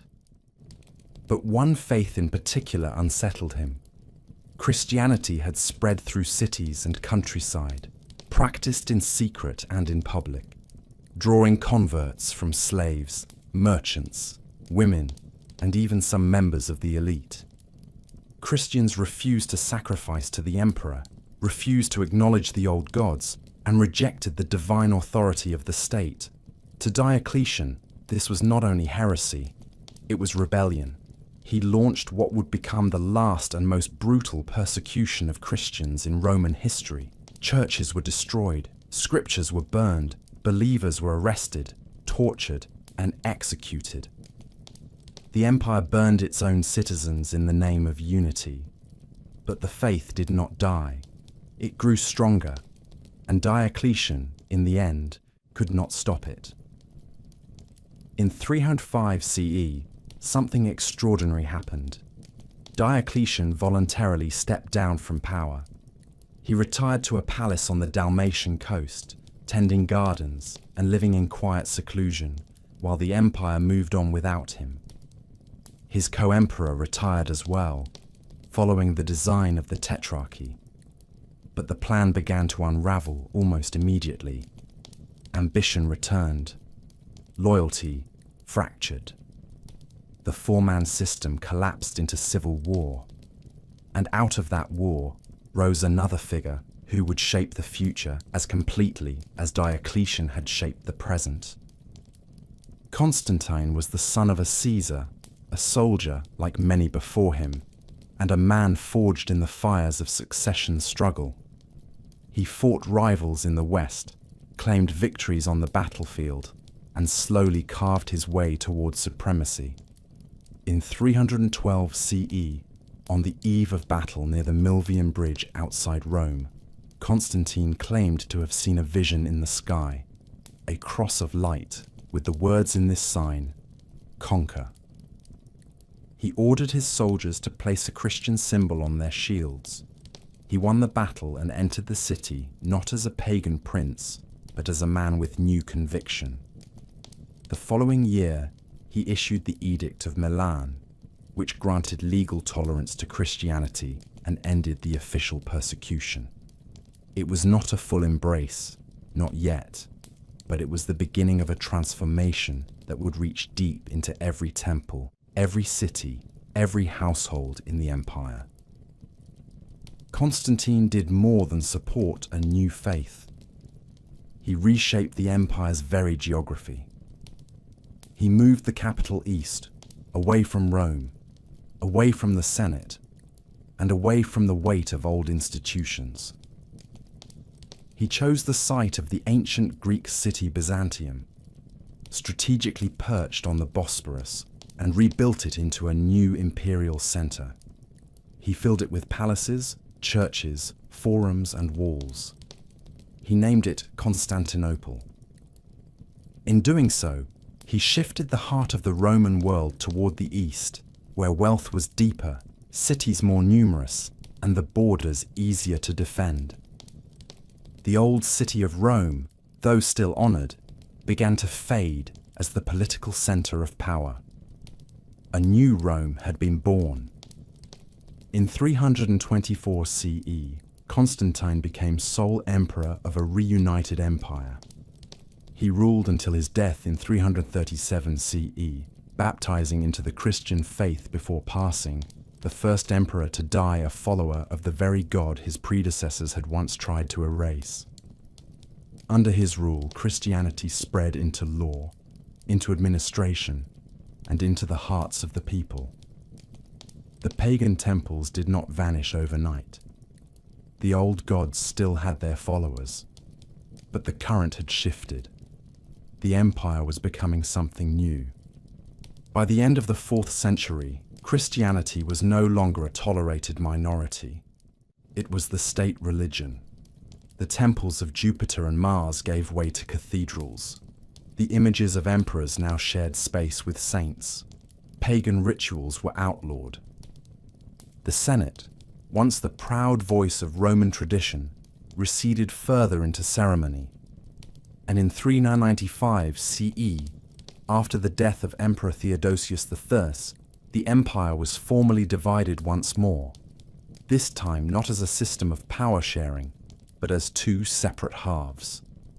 The Western Roman Empire would be ruled from Milan and then Ravenna. The Eastern Roman Empire would remain centered in Constantinople. Diocletian had divided the empire to save it. Constantine had reassembled it and redirected its soul. Together, they had rewritten the nature of Roman rule, moving it from a republic to a monarchy, from polytheism to Christianity, from Rome to Constantinople. What began as a city beside the Tiber had become a continent-spanning civilization that spoke in many tongues and prayed in many ways. But even as the East began to flourish, the West would soon begin to fade. In the closing years of the 4th century, the western half of the Roman Empire stood like a weary giant, still impressive in name, still cloaked in tradition and memory, but weakened at the core. It remained grand in appearance, with its bishops and bureaucrats, its marble palaces and senatorial titles. But the strength that had once allowed it to conquer the known world was draining from its limbs. The emperors in the West wore the purple robe, but their authority was stretched thin. They relied more and more on military commanders to enforce policy, and those commanders, increasingly, were not Romans by blood or heritage. They came from beyond the frontier, born in the forests of Germania or along the steppes of Scythia, men raised in tribes once hunted by Rome who now fought within her armies, rose through her ranks, and shaped her future. The word barbarian had long been used by Romans to describe those who lived beyond the boundaries of their world, those who did not speak Latin or Greek, those who did not worship Jupiter or follow Roman law. It was a word of distance and disdain. But the reality was far more complex. The so-called barbarian tribes, Goths, Vandals, Franks, Saxons, Alans, Huns, were not mindless hordes. They were societies with leaders, warriors, children, and histories of their own. They had long traded with Rome, served in its armies, and admired its cities. But as pressure mounted beyond the eastern borders, these tribes were being pushed westward in greater numbers. The Huns, fierce riders from the central plains of Eurasia, began a slow advance, displacing everyone in their path. The Gothic tribes, desperate to escape the violence, turned to Rome not as enemies, but as refugees. In 376 CE, a massive group of Visigoths gathered along the Danube River and asked to cross into Roman territory. They sought protection. They offered submission. The emperor at the time, Valens, granted them entry, but the officials tasked with managing the influx exploited them, extorted them, and let their suffering fester into fury. Within 2 years, the Visigoths had risen in rebellion. In 378 CE, at the Battle of Adrianople, they faced the Roman army in open combat. The result was a disaster. Emperor Valens was killed in the fighting, and 2/3 of his army was destroyed. It was one of the most devastating defeats in Roman military history, not simply for the numbers lost, but for what it revealed. Rome could no longer control its borders. The legions, once the envy of the world, had been broken by men who had once begged to serve under their banner. The aftermath did not bring order. It brought uneasy arrangements and cycles of violence. The Visigoths were not driven out. Instead, they remained inside the empire, sometimes allies, sometimes threats, often moving in search of land and recognition. They were led by Alaric, a chieftain of deep ambition and skill, who had once served Rome and now turned against it. He wanted what so many others wanted, a place in the Roman system, a homeland for his people, legitimacy in the eyes of an empire that still claimed to be eternal.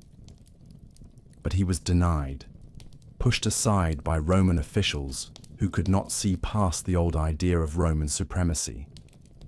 And so he marched. In the year 410 CE, Alaric led his army to the gates of Rome itself. It had been over 800 years since the city had last been taken by foreign hands. Its walls had stood through centuries of war and peace.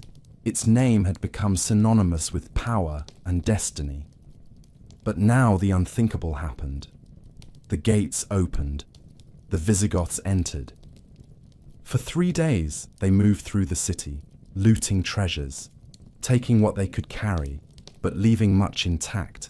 They did not burn the city. They did not destroy it. But they shattered its illusion. The sack of Rome sent shockwaves through the world. To many, it felt like the end of everything. If Rome could fall, what else could stand? In truth, Rome had already been falling for some time. The capital of the Western Empire had been moved to Ravenna, a city better defended by marsh and sea. The Senate had become little more than a ceremonial body. Real power was held by generals, many of them non-Roman, who commanded armies that were loyal more to coin than to any idea of Roman identity. One of these generals was Stilicho, a man of Vandal origin, who fought to hold the empire together but was executed by the very court he served.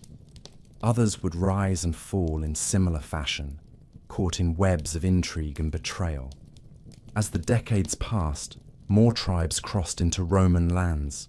The Vandals moved through Gaul, into Spain, and finally into North Africa, seizing Carthage and cutting off Rome's grain supply.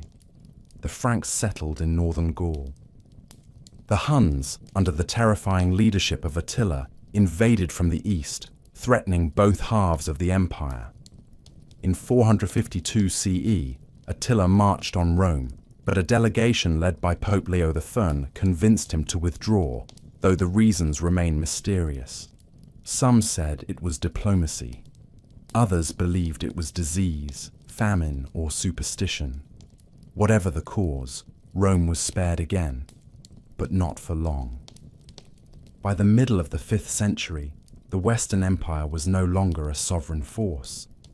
It was a mosaic of failing provinces, abandoned garrisons, and shifting loyalties. The emperors themselves were often puppets, installed and removed by military strongmen who ruled behind the curtain. The line of Augustus had thinned to boys and ghosts, and though the Eastern Empire continued to grow stronger from its seat in Constantinople, the West had begun its final descent. What once had been the center of the world now waited quietly, hollowed out and dimming, as new powers circled like wolves beyond the trees. By the final decades of the 5th century, the Western Roman Empire had become a memory still walking in human shape. It had all the markings of power: imperial titles, marble halls, ancient rituals, but little of the substance that had once made Rome the master of the known world. The armies no longer marched at the call of the Senate. The laws passed in Ravenna echoed softly, but were rarely obeyed outside its walls. The emperor still wore the purple robe, but that robe was now threadbare, passed from hand to hand by men who knew that the real decisions were made by warlords with swords and private loyalties. The Western Empire had become a stage where the final act was being drawn out with pageantry and silence, even as the world changed around it. By this time, the once vast territories of the West had splintered into new kingdoms, ruled by foreign generals who no longer pretended to be subjects of Rome. In Gaul, the Franks and Burgundians had carved out permanent settlements.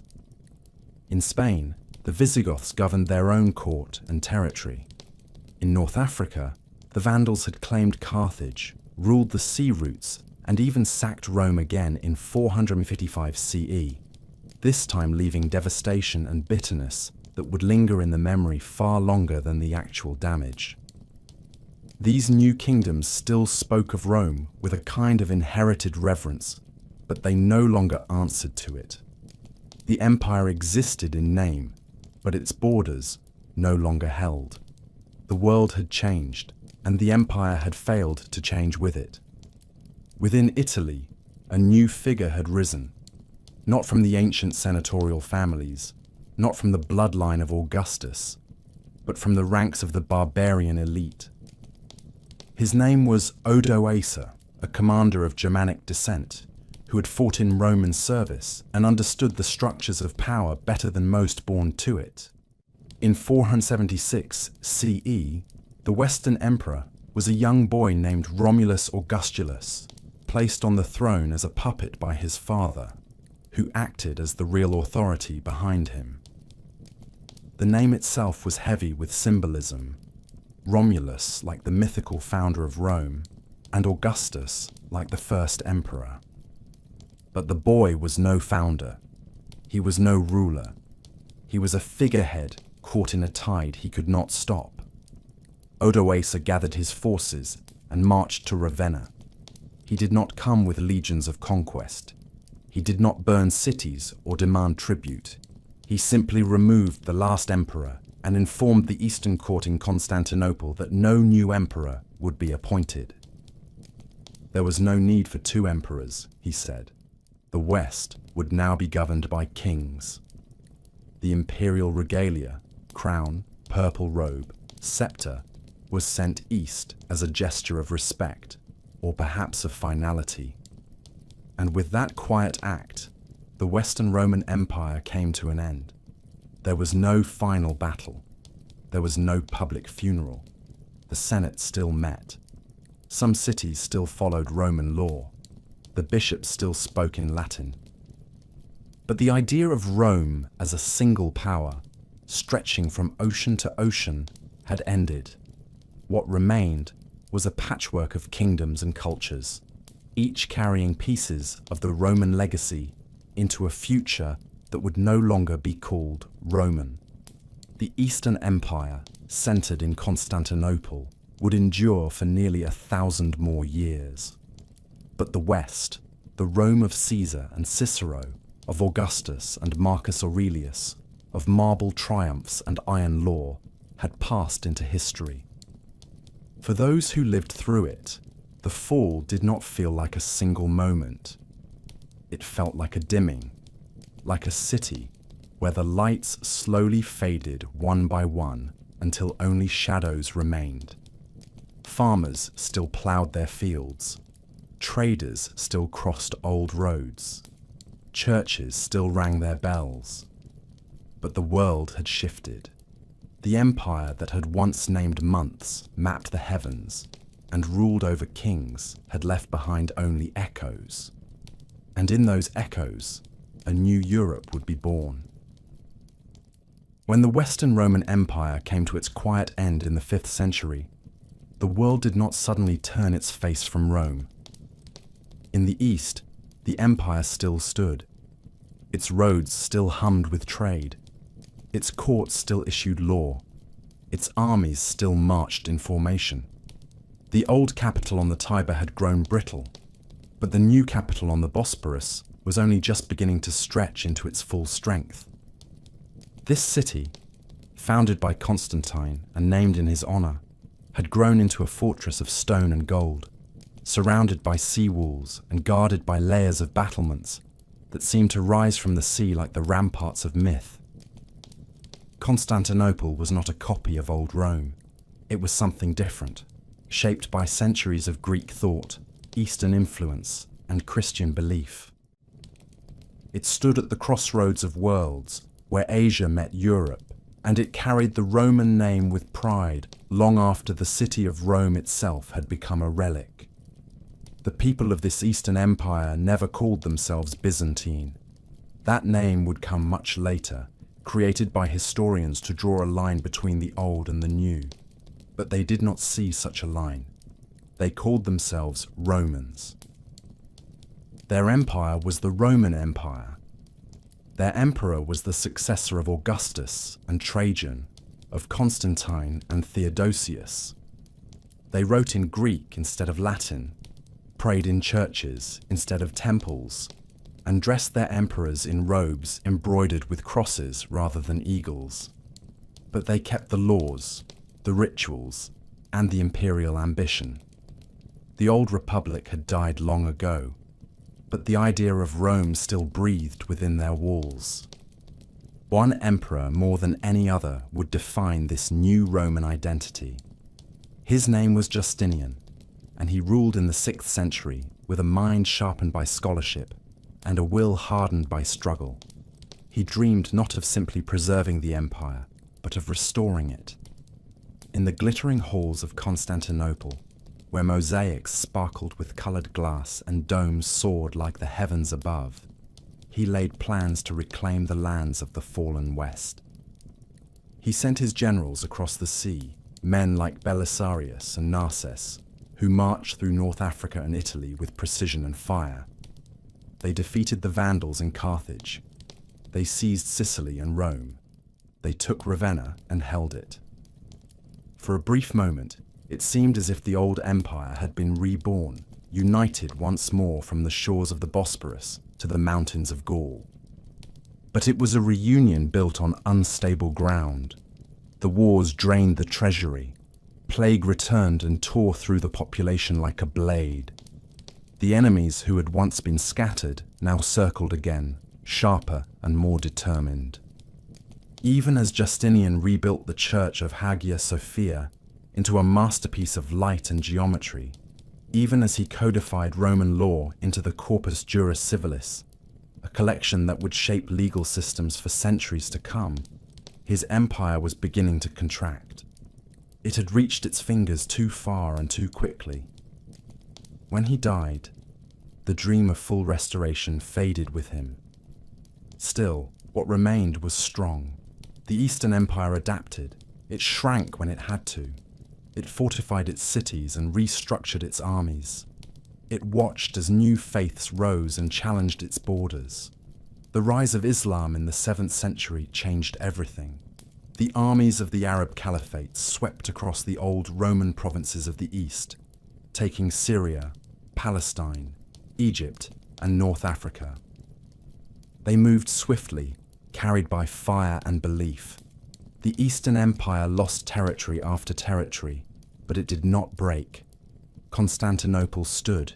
Its walls held firm. Its emperors endured. They no longer ruled the world, but they ruled themselves, and in doing so, kept the Roman light burning in the eastern sky. The people of Constantinople continued to believe in their empire. They prayed to saints, lit candles beneath golden icons, and debated theology with the same intensity that earlier generations had debated politics. They called their emperor Basileus, and he stood as both ruler and protector of the faith. The church and the state had become inseparable, and together they shaped a culture unlike anything in the world. Byzantine art glowed with gold and mystery. Byzantine diplomacy moved with careful patience. Byzantine survival depended not only on armies, but on understanding the delicate balance of war, marriage, religion, and trade. For centuries, this empire stood between Europe and the rising powers of the East. It was a shield, a mirror, a memory made real, and through it all, the name of Rome remained. Engraved in stone, whispered in prayer, carried in language and lore. The old capital had faded, but the idea lived on. It lived in every citizen who called himself Roman. It lived in every law written in the emperor's name. It lived in every morning when the bells of Hagia Sophia rang across the city and reminded the world that though time had passed, the empire was not yet finished. The Eastern Roman Empire had endured storms that would have drowned lesser powers. It had bent, but not broken beneath invasions, rebellions, plagues, and religious upheaval. Its people had watched the world change around them, watched kingdoms rise and fall, watched the map of Europe shift like sand in the wind. But still, they called themselves Romans. Still, they gathered beneath their golden domes and chanted hymns in the shadow of mosaics that gleamed like sunlight caught in stone. They believed their city was eternal. They believed their walls would never fall. And for centuries, it seemed they might be right. But no empire lasts forever. Not even one that has outlived its twin.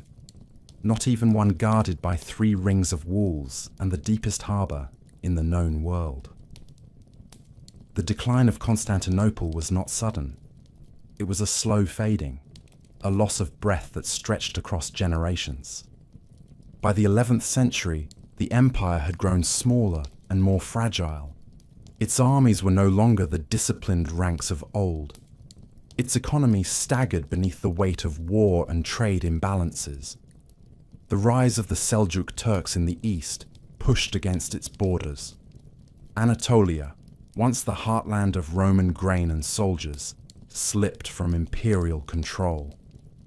Defeats on the battlefield began to feel permanent. Resources drained away, and with them, the confidence that had once filled the marble streets of the capital. Then came the moment that shattered more than territory. In 1204, during the Fourth Crusade, an army of Latin Christians from Western Europe turned their swords not against the Muslims of the Holy Land, but against the city of Constantinople itself. Enticed by politics, greed, and broken promises, they attacked the city they had sworn to protect. They breached the walls. They looted the churches. They burned the libraries, and for 3 days, the Queen of Cities was reduced to ash and screams. Holy relics were taken. Gold was melted. Monks were slaughtered. Women were dragged from sanctuaries. It was not just a defeat. It was a humiliation. and it was delivered not by foreign enemies, but by those who claimed the same faith. The empire was carved into pieces, ruled by Western lords who did not understand its language, its laws, or its soul. But even then, it was not truly dead. In 1261, Byzantine forces recaptured the city and restored imperial rule. The emperors returned, the liturgies resumed, the mosaics were repaired, but something essential had been lost. Constantinople had survived, but it had been wounded beyond healing. The years that followed were years of survival. The empire was now a shadow of its former self, confined to the city and a few scattered territories in Greece. The emperors were no longer rulers of a vast dominion. They were guardians of a relic, stewards of a legacy that stretched back to Augustus and Romulus, but could no longer command armies or shape the course of nations. And while the empire withered, a new power rose. The Ottoman Turks, forged in Anatolia, organized and relentless, moved ever closer to the heart of the Byzantine world. They conquered city after city, province after province, until only Constantinople remained. The walls were still strong, the spirit was still proud, but the numbers no longer mattered, the armies no longer matched. The Ottomans surrounded the city with cannons and siege towers. In the spring of 1453, Sultan Mehmed II began his final assault. For 53 days, the defenders of Constantinople resisted. Citizens, monks, soldiers, and foreign volunteers fought side by side along the walls. The city prayed in churches, sang from rooftops, and waited for a miracle. But no miracle came. On the 29th of May, the walls were breached. The gates were overwhelmed, and the last emperor, Constantine V, descendant of a line that stretched back more than 1,000 years, died sword in hand at the final barricade. His body was never found. The city fell. The great cathedral of Hagia Sophia was emptied, its altars stripped, its bells silenced. Then it was consecrated again, not as a Christian basilica, but as a mosque. The Ottomans marched through the streets, not as destroyers, but as conquerors who understood the value of what they had taken. Constantinople became Istanbul, and the empire, which had once ruled from Britannia to Egypt, from Gaul to Mesopotamia, breathed its last. And yet, even in death, Rome did not vanish. It lived on in the laws passed down to kingdoms and courts across Europe. It lived on in the language of science and the shape of churches. It lived in the architecture of cathedrals, in the organization of armies, in the dreams of emperors who would come centuries later and call themselves Caesars in Russian and German tongues. The idea of Rome had outlived the city itself. It had passed from myth to reality and then back again. In the end, the Roman Empire had lasted for over 2,000 years, from the hills of a shepherd's village by the Tiber to the golden walls of Constantinople beside the Bosporus. It had conquered, governed, adapted, and endured. It had written laws, raised gods, buried nations, and whispered across time that power could be eternal. But power never is. Only memory endures. Only story remains. And this story of marble and blood, of gods and emperors, of centuries shaped by vision and violence, is now yours. Good night.